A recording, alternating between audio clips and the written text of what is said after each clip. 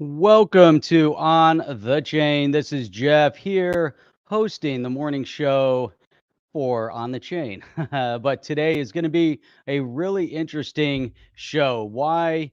Because we are going to dissect. There are multiple tweets. Let's call it a crazy tweet storm. The SEC, did they get caught with some mistruths about Ethereum and XRP? Many have chimed in on this, including attorney Jeremy Hogan, John Deaton, Eleanor Terret, Brad Garlinghouse, and many, many more. I mean, it's unbelievable what has been going on as of late, and we're going to have to dig into this. And then we also have some response and some commentary coming from the CEO of Kraken regarding some of the things that have been happening up in Canada. We want to talk about that.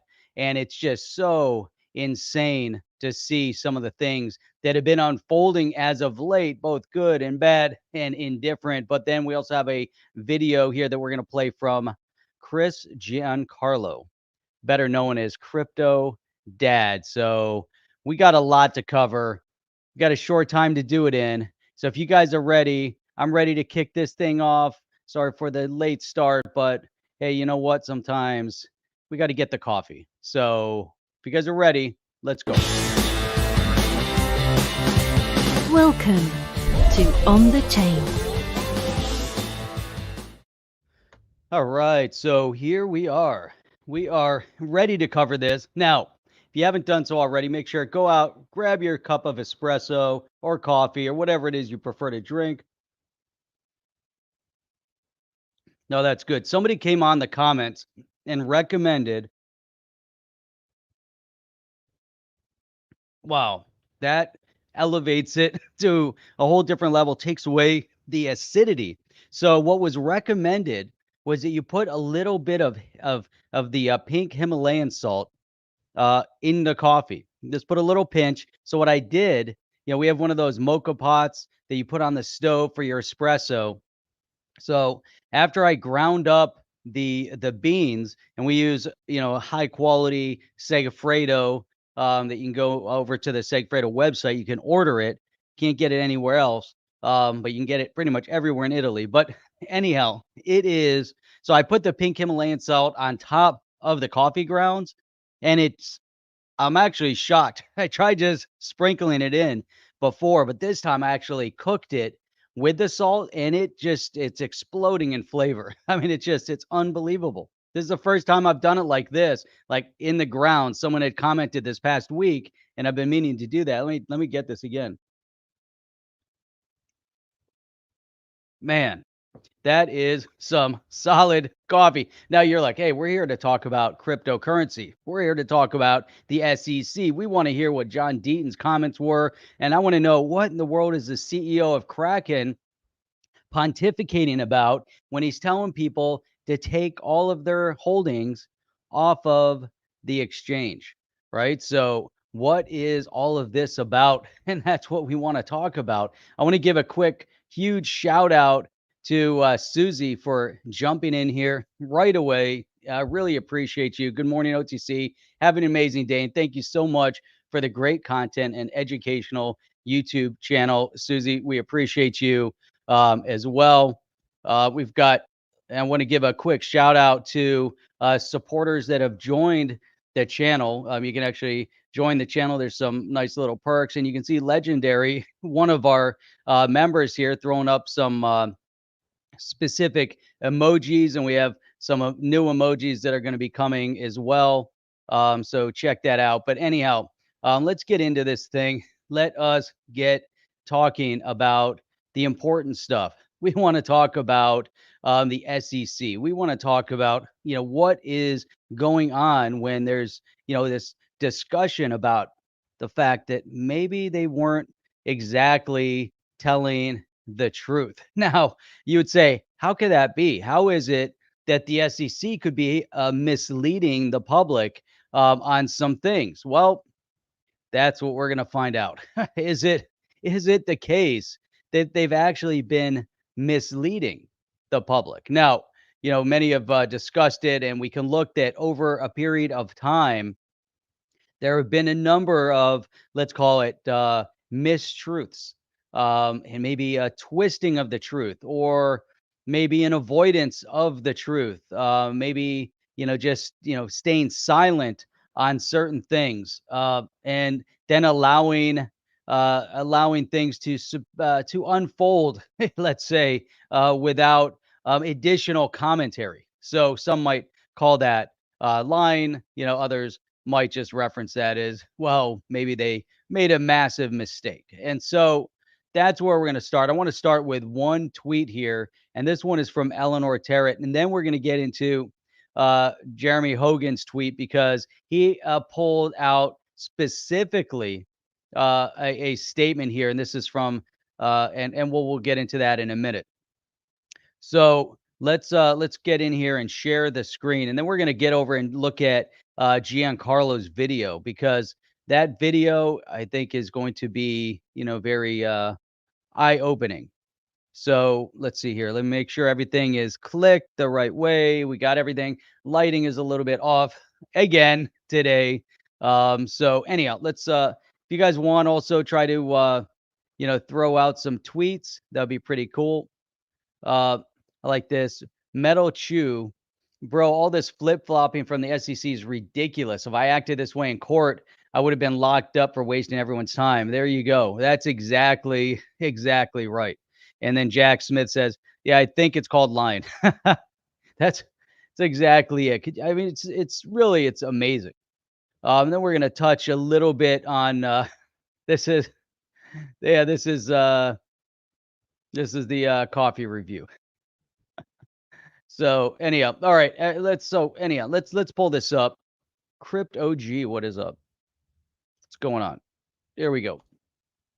Okay, so Eleanor Terret. Now, if you guys go to onthechain.io, go to onthechain.io and go check out interviews, and you'll see our interview with Eleanor Terret.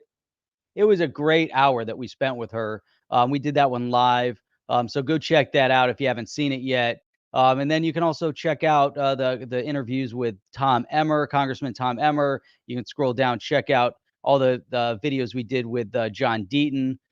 We did one with Jeremy Hogan. There's a lot of great content when you go back and look at that. So you can also listen to it in audio format over on the website. But all right.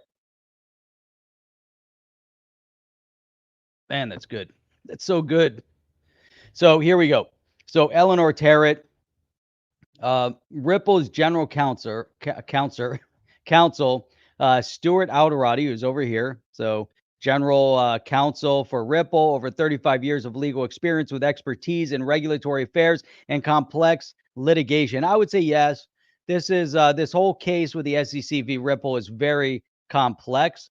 Good thing they have an astounding attorney that's over there helping to really dig in and support this case. So, but here we go. So Eleanor Terret, new Ripple general counsel Stuart Alderoty, statement on Fox Business. Once released, these documents will show that in 2012, Ripple received a legal analysis that XRP was, get this, ready, was not, look at that, was not, let's highlight that, an investment contract. The fact that it took the SEC 8 years to suggest they disagreed with that. So with that analysis, while XRP traded in a massive global market is baffling. We look forward to the public having access to these documents as we continue to vigorously defend this case. Now, imagine. So they get the legal advice. Now, the SEC, now also consider that Ripple, as we have seen with other digital asset related companies. Now we know Ripple is, they're a software, they're a financial technology. They utilize and have built a solution that utilizes the XRP-L, that uses XRP for their ODL, for their on-demand liquidity. Now they looked for legal reference. Now you would think that, okay, here's a company. Are they really going to? Are these a bunch of rank amateurs that were building this company, or did they come to really make an impact on the market? Now, I would have to say that with RippleNet and the people that they have involved in their project, on their company, in their company, their legal representation, their technical representation. Now, you look at that and say, okay, these guys came to play. These guys came to really put up a serious company that is going to take on Swift, that is actually going to revolutionize the way money is moved. So they come to the table again, not rank amateurs, not guys that were looking to defraud the system in some way, not guys that were looking to circumvent or circumnavigate the securities laws. They came with a mission, and that mission is actually, coming forward to, uh, again, to launch a financial technology that is a disruptor to the way things are currently being done. And so now you look at this, right? 2012. So they get legal analysis in 2012 that says no, this is not an investment contract. Now, over the years, they have been in conversation with the SEC, and most lately, the bigger conversation they would have had with the SEC would be in relation to their buy-in to MoneyGram at the time, and their movement of XRP to MoneyGram at the time. The SEC was silent. So as Stuart Alderoty is saying, and the documents specifically show that in 2012 they get legal advice, and they say this is not the legal analysis. This is not an investment contract. And then 2020, 2021, all of a sudden you see some activity coming out of the SEC. And all of these years, all of the years of development and all of the years of retail buying in, and the SEC couldn't say anything. They stayed silent on it for more than 8 years. I find that not just baffling, as he said, I find that very incongruent, with the way the SEC normally would act. You know, so you know, so so this is just like, it's just crazy. So here we go. So here's some more tweets, and we'll get into this too. But so Charles Gasperino was saying, breaking via Eleanor, Terret, sifting through new documents. SEC v. Ripple appears that the SEC has adjusted its position, and this is where we're going to go in a minute, on the famous Bill Hinman speech on what constitutes a security, from originally his opinion to now the opinion of Corporation Finance Division. So basically, all of this time where they've told us that these are actually personal opinions, it's not. They were actually acting and speaking on behalf of the entity and the organization that they actually represent. How crazy is that, right? So let's so I can think of I'm going to pull up the chart here. Now I'm like blocked. Trying to think of oh, I know what I wanted. All right, I'm going to pull this up here in a second. See if we can get new product. Why is that going to be a mess? All right, we need to find. Let's see. Nope. We don't want the SHIB. Trying to find. Let's see. We're going to look at some flow here over on, if I can get to it. It's a lot of scrolling. There it is. There we go. All right. So we're going to pull this up here. Let's let it run for a second and look at that movement. It's up 5%. We're going to show this here in a second. Here we go. So this is on FiatLeak. So we've got in the past minute, these are the number of trades in the past minute. 1.8 million traded in the past minute. Yeah, a second ago there was like 2 million XRP traded in the last minute. Now, what's interesting when we look at the FiatLeak, I like this. You can kind of see the direction of where you're getting a lot of buy-in, and it seems that it's always depending on the time of day. But look at the U.S. right now, right? U.S. loading up. Look at that, 2.8 million, 2.9 million traded. It's getting ready. It's hovering on the 3 million mark in the last minute. XRP traded. Look at Korea. Korea going crazy over here. Maybe I'll bring this up a little bit full screen so everyone can enjoy it for a second. Although we have an ad here at the bottom. That's not so exciting. Yeah. So anyhow, this is pretty cool. Look at that. Look at Korea just going crazy on the XRP right now. 2.6 million traded in the last minute, sitting at 82 cents, up 5%. So, it's exciting to see movement in the space, especially if you start looking, if we scroll down this list here, and these are in alphabetical order, but if you go down and you look at all the negatives, Dogecoin up 0.5%, ETC down 5%. Look at this, just red everywhere. I have no idea what that is. But it's crazy. XRP, this 4 days ago though. XRP price weakens as Ripple drops lower to find critical support at 70 cents. That was 4 days ago on FX Street. It's interesting when you look at, all of the news and the feeds that are kind of old that are in here from 4 days ago. But anyhow, man, that's some excitement. That's exciting.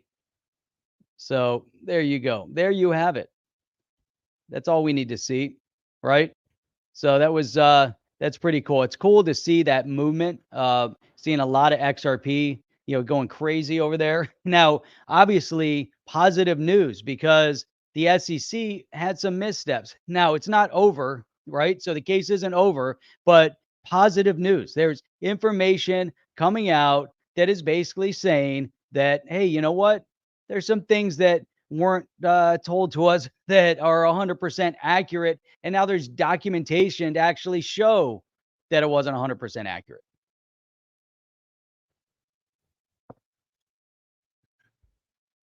Crypto G, I'm thinking Judge Torres started calling out the SEC after the discovery, or if the discovery period ends. The SEC has been caught up in so many confrontations with the court.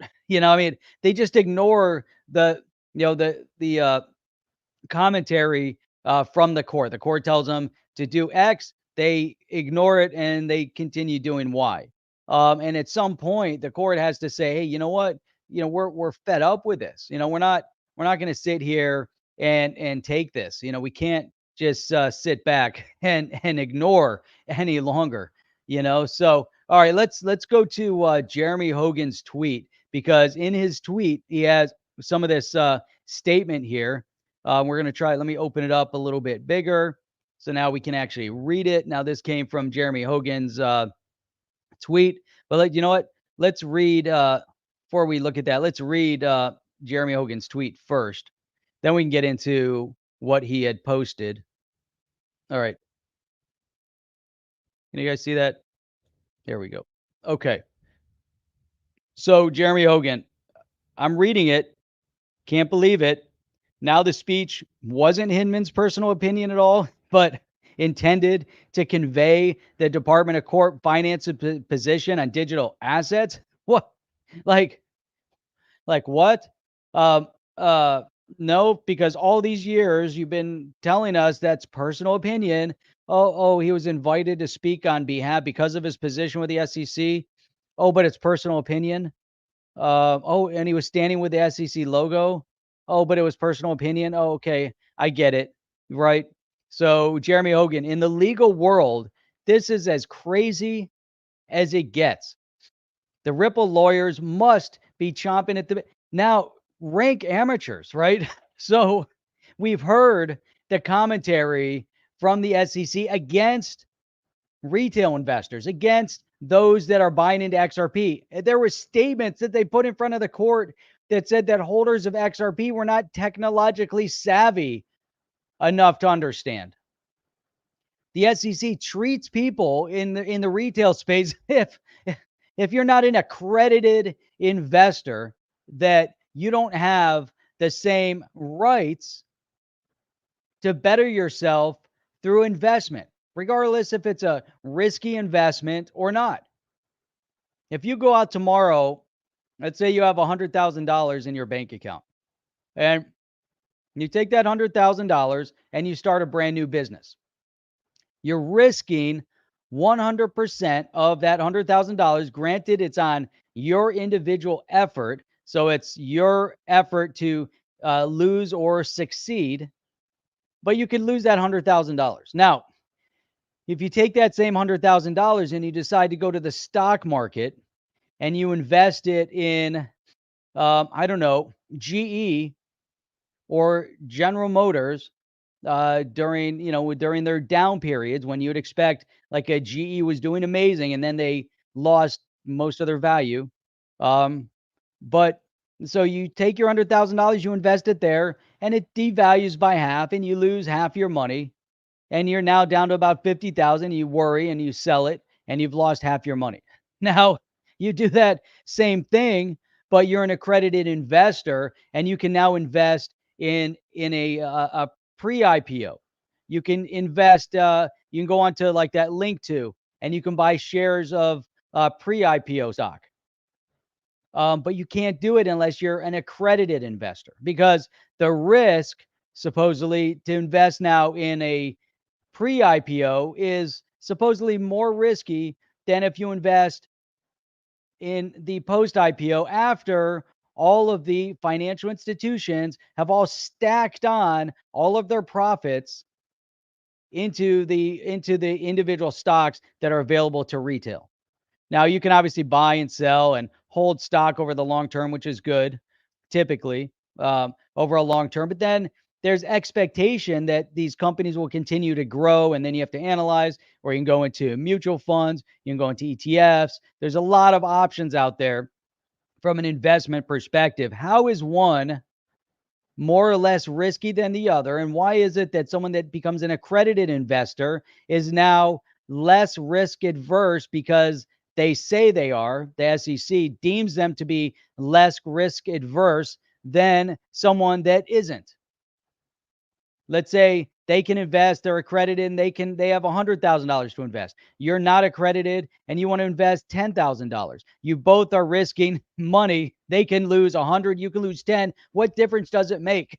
It keeps the retail investor out of many of the bigger investments that have major, more significant rates of return.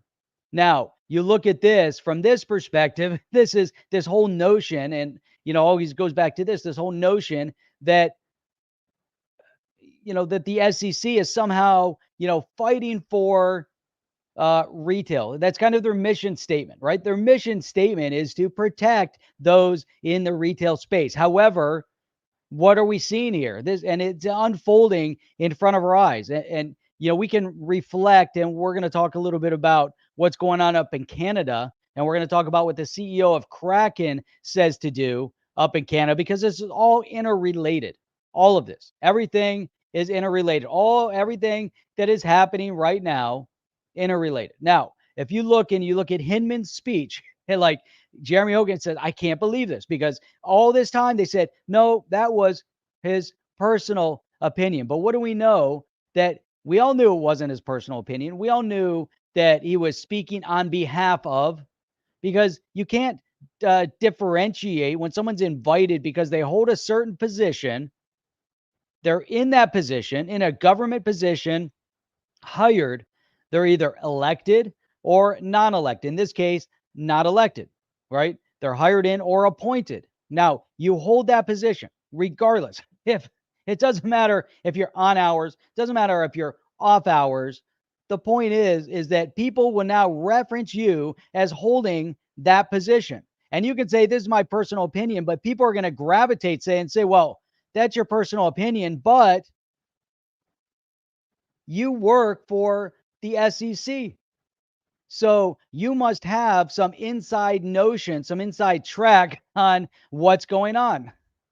You have a different opinion because you're privy to all of this information for the entity, for the government organization that you work for. So if you come and speak to this group and they introduce you as working for said organization, then everybody in the audience will automatically make that assumption that everything that you say from this point forward is information that has been gleaned from your employment at that agency for the SEC, as an example.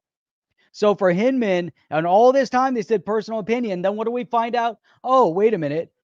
No, maybe it isn't personal opinion. Now the thing is that we're seeing at this point in time that is so unique, and you're seeing this decentralization, right? So you have mass social media that is centralized and controlled by a domineering entity or entities at the top of the food chain of these social media organizations, and they're dictating who can speak, who can't speak, and they're shutting down people's First Amendment rights because they claim that it's on their platform, right? Even though it's a publicly traded entity, it's not completely private. It's publicly traded. It's a private company, but they're going to hide behind this notion that if you come and you sign up and they're going to shut down your speech.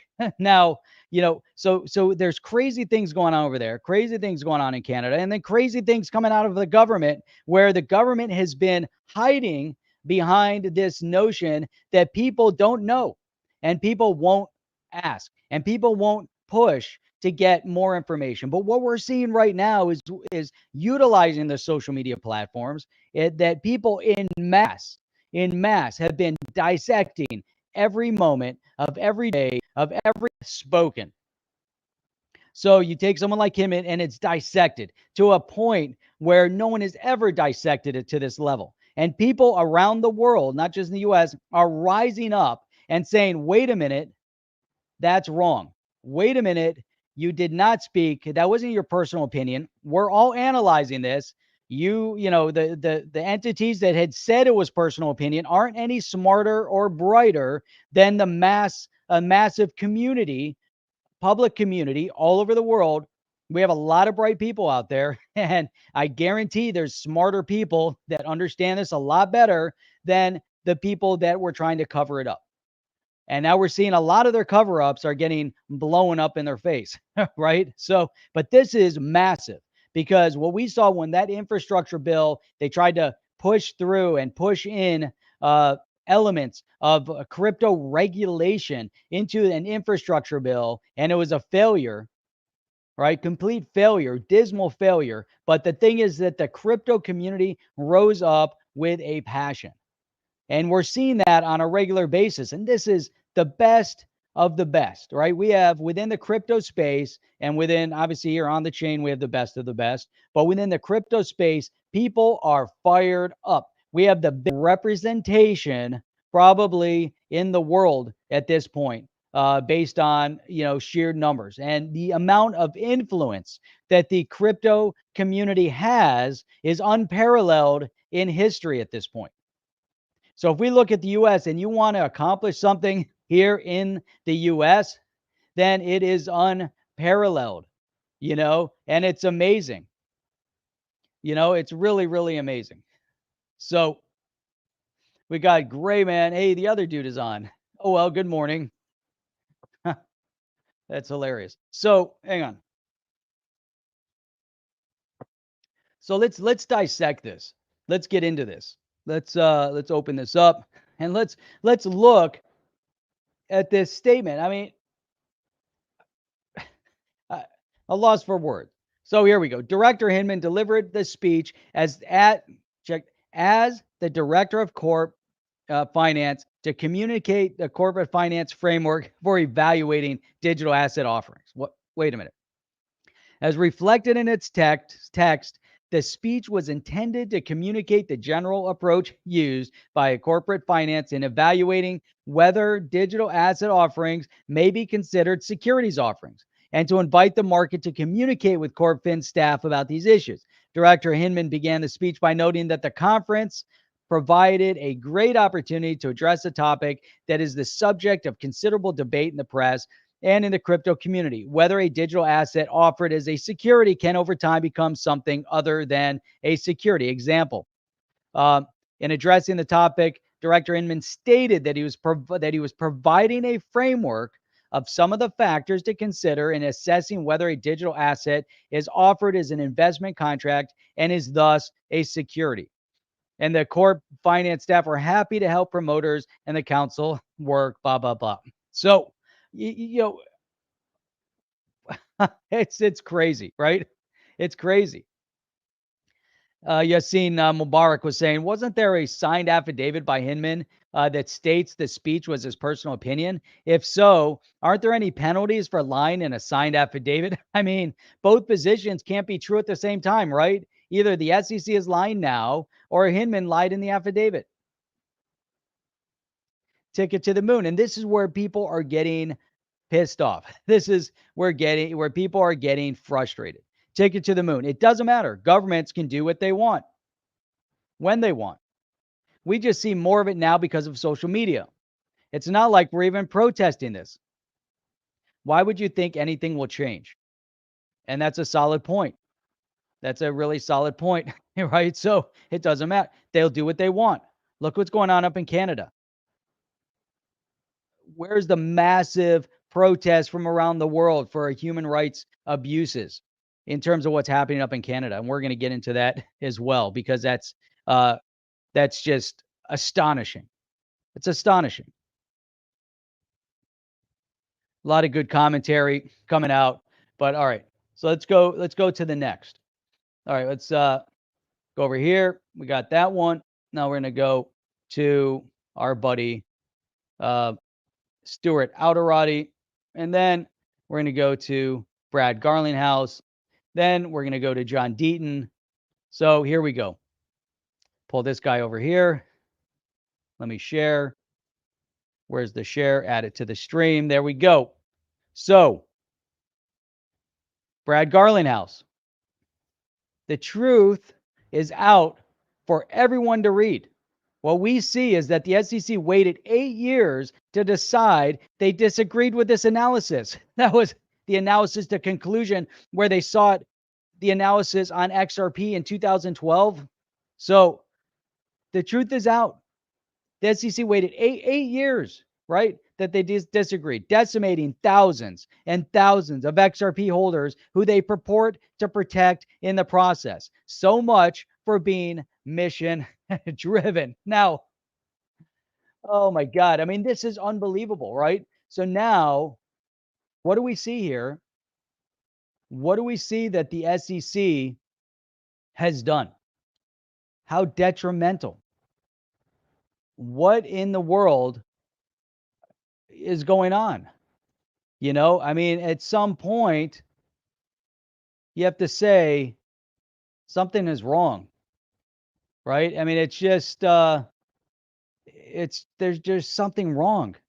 It just doesn't make any sense, right? So if we look at the website and we zoom in here and we say, okay, here's the SEC. Oh, wait, here we go. Okay. The mission of the SEC is to protect investors. There we go. That's their mission. That's the number one statement on their website. The mission of the SEC is to protect investors, maintain fair, orderly, and efficient markets, and facilitate capital formation. The SEC strives to promote a market environment that is worthy of the public's trust. Where does it say in here about where are the pillars of enforcement? Where is the cop on the beat? Where does it say that you can lie to the general public? I mean, where is it? Where can you say, hey, you know what? We're not going to tell the public the truth. We're going to obscure the truth, and we're going to tell the public whatever the hell we want to tell them. Where is that in their mission statement? I just don't see it. I don't. So Brad Garlinghouse, the truth is out. That's it. Enough. It's done. It's over. These aren't some, lackeys, that, from who knows where that, came out of nowhere and all of a sudden started a company and the SEC is going. We're talking about Stuart Alderoty. We see what, his background, powerful attorney. Brad Garlinghouse, he's been doing a great job as a CEO of Ripple. They're taking on the behemoth, Swift. They're rocking the boat. They're changing the way money is moved. They've created a financial technology. They are a disruptor to make things better for people, for retail, across the board. But the truth had been hidden. And in fact, not only was it hidden, but the powers that be came out and said that they were the wrong ones, that they were the ones that were dishonest, that they were the ones that were hiding fact from the general public. But that's not the truth. It was the SEC that was doing it this whole time. And in process, and no one ever thinks about this, right? The SEC, when they come after a company, they say, well, you're in breach of security laws. What happens to the holders of the asset? They get decimated. Do they care? Not so much. When the government bailed out General Motors and certain individuals, and they filed for bankruptcy, and they erased through bankruptcy, they dissolved all of their stock. You either had a chance to sell it. If you didn't sell it, it became worthless. If you're still holding it, then through the government buyout, they rebranded General Motors and reissued brand new stock. There were many, many people that were devastated financially as a direct result of that. Did the government care about that part of it? Was there another outcome where they could have broken up General Motors and they could have sold it off? They could have split it up. They could have found another mechanism instead of government bailout. The outcome was the same. The SEC approved all of that, by the way, because it happened. So now, you look at what happened in the past. Now we look at what's happening in the future or currently in the crypto space, and it's no different. It happened in the real estate market. It happened with the banks. It happened with the insurance companies. It happened with the automotive companies. The government stepping in to decide and determine who's too big to fail. Now, is that right? Did they get to make that determination as to who's too big to fail? Is that what happens when you become an accredited investor and beyond? When you, I mean, think about it. You have the government on your side supporting you and protecting you, but yet the retail, nothing. But here in this scenario, again, they've hidden it. Someone that threw out that comment, I can't remember who it was in the chat a minute ago. It said, I think it was, where was it? Ticket to the Moon. Or no, sorry, that was a tweet we were reading that said the government will continue lying. They tell you what they want to tell you, but you know what? Not anymore. It's not that way anymore because the social media is bringing all these topics to the forefront at this point. So if you can bring all these topics to the forefront at this point, and then you have this massive political entity of astute, educated cryptocurrency holders, people said, you know what? We're not going to put up with this anymore. We're not going to sit back and tolerate what's happening, because now we're going to become a lot more outspoken. So let me see here. All right. So I'm going to go put him to Stuart Alderoty. Hang on a second.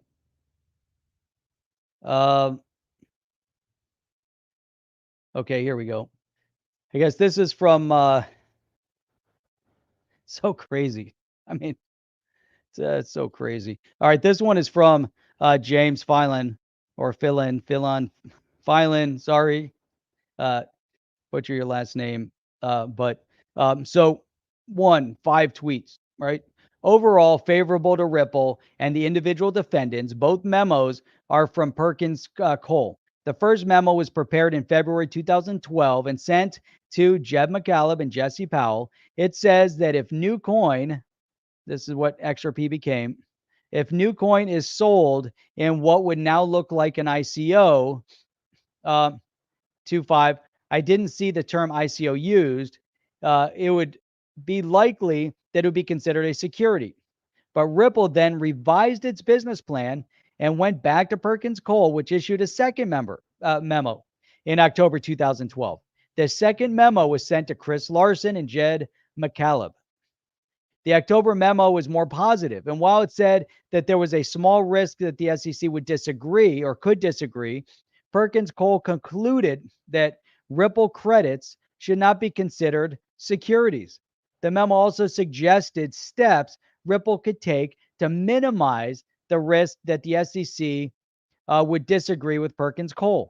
The memos cover the full landscape of legal issues, not just the issue of securities, and I think show how careful Ripple was trying to be. Now, it is 2012. They sought out legal analysis to dissect before they made any moves forward. So think about that. Also, this was 5 years before the SEC really even started talking about digital tokens. It seems to me that Ripple was being very proactive, which is very important. There certainly is nothing in these memos that suggests that Ripple was being reckless or ignored any substantial risk. In fact, the memos suggest the opposite, that Ripple was being careful. So think about that. Think about how important that is, how careful, and that they didn't want to have any missteps. They wanted to be very, very clear on what they did. In fact, Stuart Alderoty comes and says the conclusion of these now 2012 memos is clear. XRP do not constitute securities. The fact that Ripple had the foresight to seek legal advice from a prominent firm in 2012 in the absence of clear case law and 5 years before the SEC even started talking about digital assets should be applauded. That's exactly right. That should be applauded, because that's what they did. Again, these weren't a bunch of lackeys. They didn't just step up and do and do nothing. They stepped forward and tried to really investigate and make sure that everything that they did was spot on, and going through with full transparency. And look at what Coomer says. Thank you for the transparency and doing the due diligence required to run a successful company. Jebsy with launches a Stuart Alderoty shroom NFT. Look at that. Look how cool that is. There you go. Got the beard going. Very nice. So you see all these things unfolding, and yet the SEC, where are they on this? Because now the information is coming, faster and faster and faster. It's amazing. It's really amazing. I mean, this is unprecedented what we're seeing right now.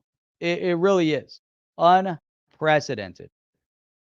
So, so it's just phenomenal. It's really phenomenal to see this coming out. And we got some bright minds that have been providing commentary on all of this, right? Keeping us informed, making sure that we understand the specifics of what's happening. So, I mean, God, it's unreal. So, Gray Man, weren't they also paid? I think they were paid in XRP. They did get Jed McCaleb was paid a lot of XRP, lots, lots and lots and lots. They were paid not in a security, but in an asset, a digital asset. So John Dean says, I've said for a year, the SEC lawyers are 100% transactional. They will say whatever it takes to win a particular argument, no matter how inconsistent that argument is with other statements or arguments they have previously made. That's a massive statement. Why? Because that means if they're inconsistent and if they made previous arguments and now they're making a new argument, then one of them isn't true. The inconsistencies shouldn't hold up in court. They shouldn't be able to say and do whatever they want to say or do. And it's being pointed out. And John Deaton has filed suit on behalf of the XRP community against the SEC. So all of this information, all of these misdeeds and missteps and misstatements, or however you want to phrase them, are piling up in the case against the SEC. So Bill, he had said here, so now the SEC says that not only was Hinman's speech used by SEC staff to provide market guidance, but that by SEC regulations could be relied on as representing the views of the SEC's corporation finance division. What? I mean, right? That's exactly what we read earlier. Just going back and rehashing. So here you say, I truly don't understand. Isn't all this flip-flopping constitute a straight-up lying? How can any of this slide in court? Is the justice system truly this horrendously flawed? My brain cannot comprehend the mental gymnastics at play here. Bill's response back, it's a bullshit show, everyone, all theater, and it isn't over yet. This case will not decide anything, and no one will get fined or go to jail. It will get thrown out. And now the big save will happen next week because of national security. So we'll see how that unfolds. A system over immediately to compete with the rest of the world and stay on top of the financial world. This is the so-called black swan event for the new digital currency system to be put in place to pull us out of a financial attack of worldwide proportions. What is going on, right? So there's a lot of commentary, a lot of opinion on what's happening. I do believe that something of this proportion doesn't go to settlement. The court, in my opinion, not an attorney, is going to have to find and issue a final judgment. That's it. There has to be a judgment on this. This cannot go to settlement at this point. It has to go to judgment. There's too much now at stake because there has to be a final conclusive outcome. After all this time, I do not believe that Ripple is going to sit back and say, hey, yeah, let's we're good. Let's settle. We'll let you off the hook. The SEC does lose. You just never see the cases they lose because they end up on the back page somewhere buried. You know about the ones they win because they pat themselves on the back. It's so crazy. So crazy. So let's see here. All right, let's scroll. I mean, I have to pull this one up. Let me see if I can open this one. Hopefully. So Chip and I were discussing Charlie Munger the other day, and there's a lot of commentary. The guy just doesn't know what he's saying when it comes to cryptocurrency. He's so anti-cryptocurrency. But what's funny, there's this article that came out a couple of days ago. Elon Musk said that Berkshire Hathaway's Charlie Munger once told an entire table at lunch all the ways that Tesla would fail. That it's Tesla, currently the world's most valuable car maker with a market cap of $954 billion. The Tesla CEO was responding to a retweet about Munger's comments on Wednesday, in which he likened crypto to venereal disease. The 98-year is the vice chair of Berkshire Hathaway and Warren Buffett's right-hand man. So in response, Musk, a crypto supporter, tweeted an anecdote. So then that's basic. So I was at lunch with Munger in 2009, where he told the whole table all the ways Tesla would fail. Made me quite sad, but I told him I agreed with all those reasons and that we would probably die, but it was worth trying anyway. So those are the ways they would fail. But you know what? They didn't. They succeeded. So could it be that Munger just, was on the other side of it, or maybe he's just risk adverse? Maybe the things they invest in have very low risk with maybe smaller percentage return. I don't know. The guys have made a lot of money. So, I'm not going to take away from how much money these guys have made. But here he said, Munger says he is proud of having not invested in cryptocurrency. He says it should be banned and likens it to a venereal disease. Why would he say something like that? Now, it's a technology. You can compare it to what Tesla is doing in the automotive space. They've taken on behemoths in the automotive space. Now, we've seen others that have tried to do that and have died a slow or fast death, however you want to look at it. Typically extremely difficult to enter into the automotive space. So he put his stamp of negative opinion on Tesla, but Tesla succeeded. Now he's looking at crypto, but the thing is that crypto and decentralization is in opposition to everything that these guys, Charlie Munger and the rest of them, have invested in and have built their empires based on. They built it based on centralized current financial technology. Now we're making a move into a future of technology. And we're looking at this movement. And Alex Mashinsky, who's also extremely bright, the CEO of Celsius. And when he was on, he looked and said, you know what? You had the titans of yesterday. And these guys, Charlie Munger and Warren Buffett and many of the others, can fit into that the titans of yesterday. But one of the things that Alex Mashinsky said is that as we come out of the ashes of all the disasters and everything that is being created up to this point, as we move forward, we'll see all new titans emerging. That means that these guys, they're still going to stay wealthy. But you know what? There's a whole new class coming. The same people like Charlie Munger that bashed Tesla were also the same types of people that bashed Amazon. And they said it would never succeed. Look at where Amazon's today. Amazon has crushed retail, crushed it.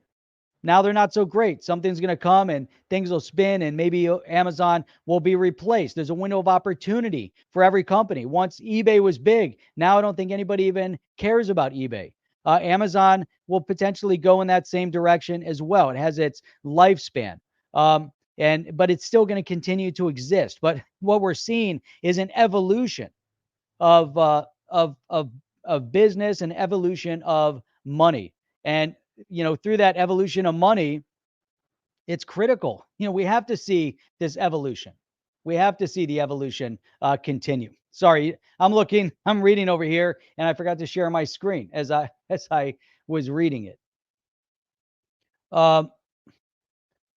It's just crazy. So, what time is it? Okay, so just as like I'm not gonna have a lot of chance to go through all these tweets right now, but I'm gonna pull these up and I just want to comment on what's happening over in Canada, because the CEO of Kraken has made some really, really big statements as of late. So one of them, he said, due process is for plebes.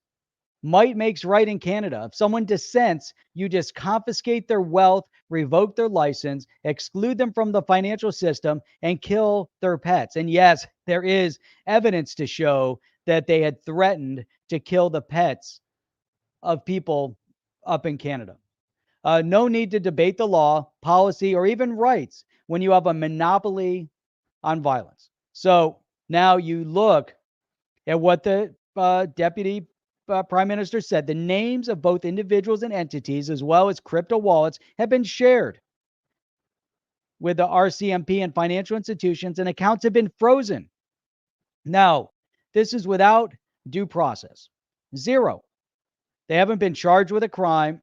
Nothing is, they're shutting down people's access to money. Someone in the comments said, not just, I think it was XRP Speedboat, or no, it was Michael Ott who said that they're shutting their accounts down. That these people, where their accounts are shut down, can't pay their mortgages, can't buy food. There was a story of someone that went out to buy feed for his cattle, and his accounts were shut off. People are being threatened. We have a communist regime in the building on the northern border of the United States. So now the CEO of Kraken has come out strong on this topic. So you see here, it's possible Kraken will be put in a position where they're told to freeze assets by the police without judicial consent.